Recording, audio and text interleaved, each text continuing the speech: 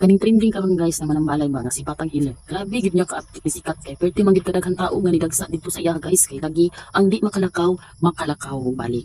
Ang uban nga naa maluba sakit na nga ayo. Syempre sa panahon karon no na lisod kaayo mangyawat na lang ning uban nga basin pa di ay maayo ang ilang pasyente kay nabaliog man. Ingon nila kaniya pagpanambal daw kay gasa daw kuno ning gikan sa Ginoo. Pero natingala lang pud ko kay kung basihan ang pagpanambal ni Kristo sa Biblia wala man siya lain para pernalya sa mga medalyo na gigamit guys aron ayuhon niya ang naay mga balatian. Kamot ramang gyud og ang pulong pagtuon nimo sa Ginoo. Pero hinuon lahi man tang tao, wa natay labot sa iyang wi sa pagtambal. Naara na sa tao kung motuo sa iya, total lahi man tang kalwasan.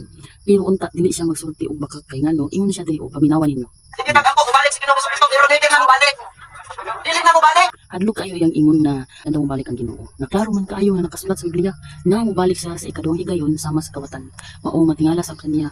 Kaya iya man kaha sa Diyos ang gasa sa pagpanambal. Unya nga nung himuon man yung baka ko ng Diyos, nga na daw ko nang mabalik pa.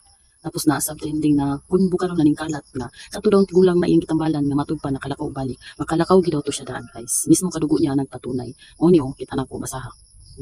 Para na ko no, ang solusyon lang yun. Ampo lang yun, diretso sa Ginoo. Kung naatay mga problema, naatay mga balatian, ay siya magiging anak kay Palo. Diba? Ano po na sa kuwang pagtuo. Bahala naman kung sa inyo. Total, nilahip at kaluwasan. Sige, masukol ko ma. Laban, dali mo, patangilid.